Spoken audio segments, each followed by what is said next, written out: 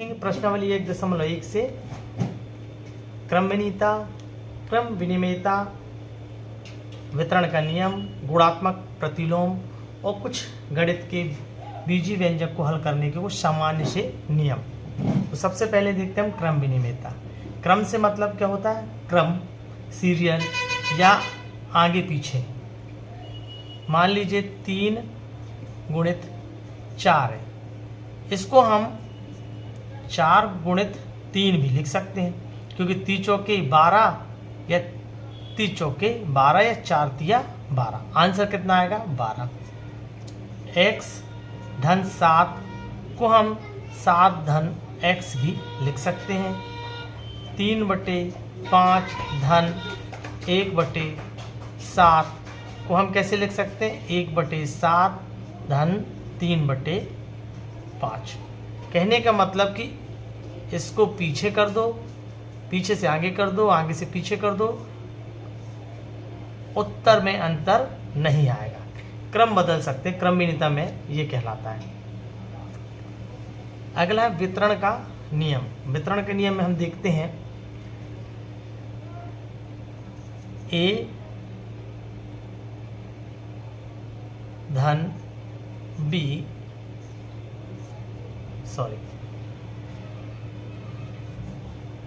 a गुणित b धन b गुणित c।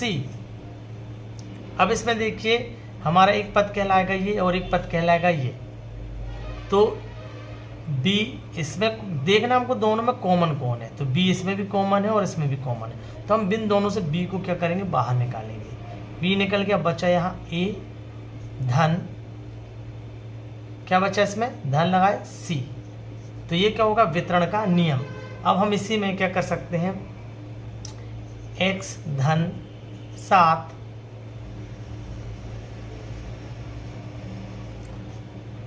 x गुणा 7 धन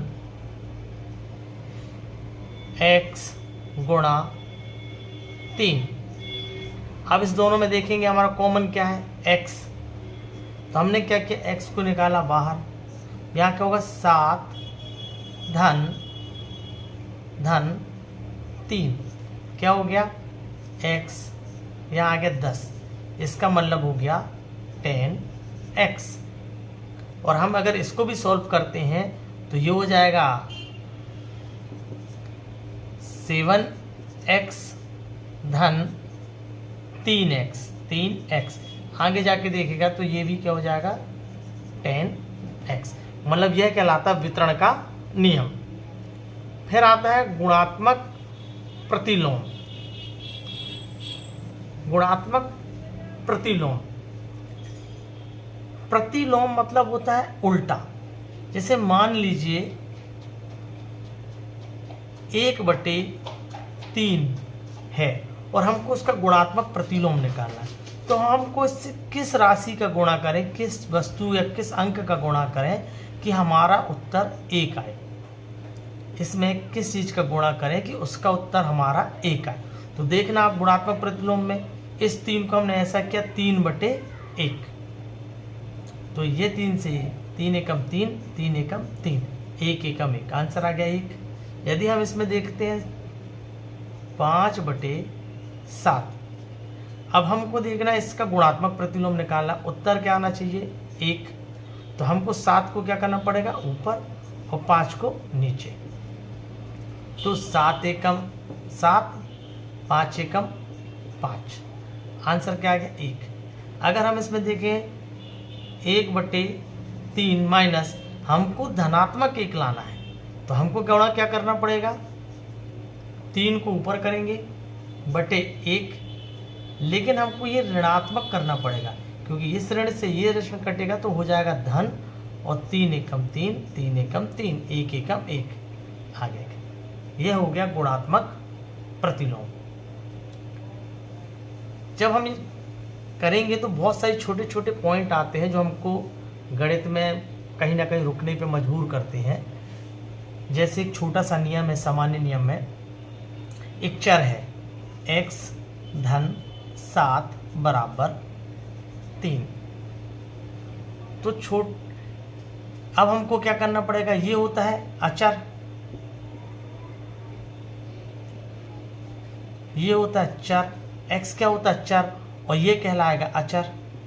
अचर मतलब जिनका मान कभी नहीं बदलता। अचर मीन्स क्या कहलाएंगे,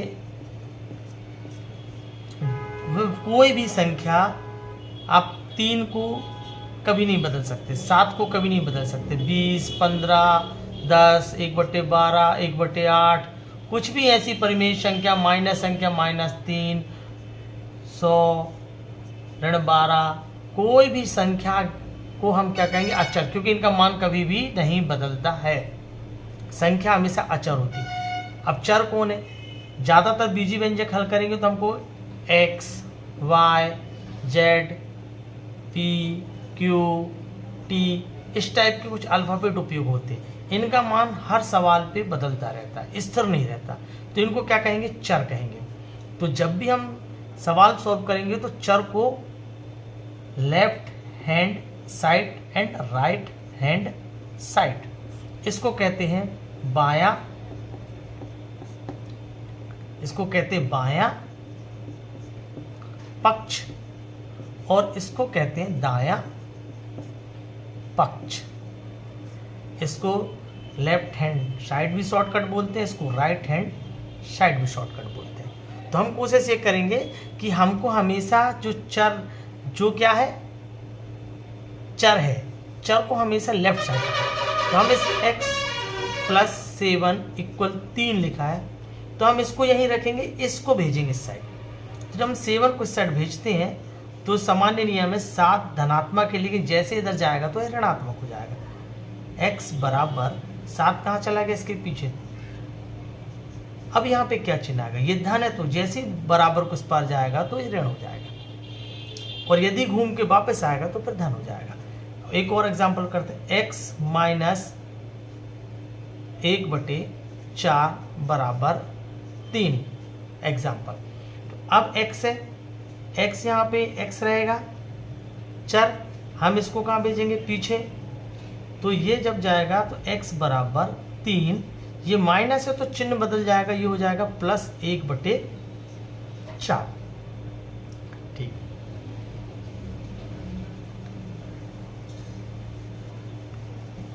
इसी प्रकार अगर कोई राशि गुणात्मक रहती है,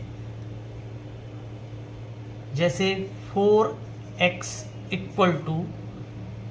16 है, कभी ऐसे हल करते करते आएगा, तो अब ये 4 क्या है, 4x, x के साथ गुणा है, 4x, 2x या bx कभी आएगा, या 20x, तो इसका क्या मतलब होता है, ये इससे गुणा है, ये इंटू का चिन्ह है।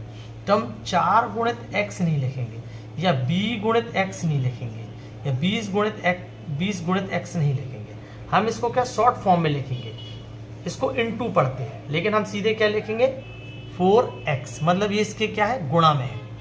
तो जब कोई राशि यहाँ गुणा में रहती है और जब उसका पक्षांतर होता है लेफ्ट हैंड साइड से राइट हैंड साइड की ओर, x तो जाएगा नहीं, क्योंकि ये क्या है, चर है, इसको यहाँ रखना है, तो x को हमने यहाँ रखा। 4 जब यहाँ जाएगा तो गुणा की चीज राशि जब पक्षांतर होती है तो कहाँ चली जाती है, वो भाग में चली जाती है, मतलब 16/4 हो जाएगा। मतलब ये जो 16 के क्या हो जाएगा, 16/4 हो जाएगा। गुणा की राशि वहाँ जाके भाग में हो जाती है। लेकिन यदि x/4 है, यहाँ पे 8 है, तो अगर ये राशि वहाँ जाएगी, इसका पक्षांतर होगा, तो क्योंकि भाग है तो भाग की राशि क्या हो जाएगी, x बराबर, ये भाग की राशि यहाँ जाएगी तो गुणे में हो जाएगी, 8 × 4 हो जाएगा। ये हमको छोटे छोटे नियम लगेंगे। इसके बाद आगे चलेंगे हम। किसी भी संख्या की, कोई भी संख्या, एग्जाम्पल के लिए 27 लें, 8 लें, 3 लें, 100 लें, यदि इन संख्याओं में सामने कोई चिन्ह नहीं लगा है, इसका मतलब ये सारी संख्याएं धनात्मक हैं, सारी संख्याएं धनात्मक है, मतलब ये प्लस वाली संख्या है। इसमें प्लस को लगाना जरूरी नहीं होता। लेकिन यदि ये लगा है तो स्पष्ट है कि माइनस को लगाना जरूरी है, धनात्मक लगाना जरूरी नहीं है। अब हम देखेंगे यदि किसी 1/3 नीचे ऋण लगा है तो यह ऋण क्या कहलाएगा? यह ऋण 1/3 में इसको लिखा जाएगा। तो बेस्ट तरीका ये होता है, ऐसा ना लिख के ऐसा ही लिखा जाता है, ऋणात्मक 3। अब मान लीजिए ऋण 1/3 का हम गुणा करते हैं ऋण 2/3 से, 1/3 का 2/3 पे गुणा करते हैं। तो सबसे पहले हमको ये समझना पड़ेगा कि यदि ऋण का गुणा ऋण में होता है तो वह धनात्मक हो जाता, धन हो जाता, मतलब वह चिन्ह गायब हो जाता है। ठीक, अब जैसे इसमें हम करेंगे तो ऋण ऋण क्या हो जाएगा? यहाँ पे धन हो जाएगा। क्या हो जाएगा? धन। और धन को लिखना अनिवार्य नहीं है। धन 1/3 गुणित 2/3, मतलब यह धनात्मक हो जाएगा। लेकिन यदि ऋण 7 गुणित 3 है तो यह धन है और यह ऋण है। ऋण और धन का चिन्ह होगा तो उत्तर हमेशा ऋण ही आएगा। अब आप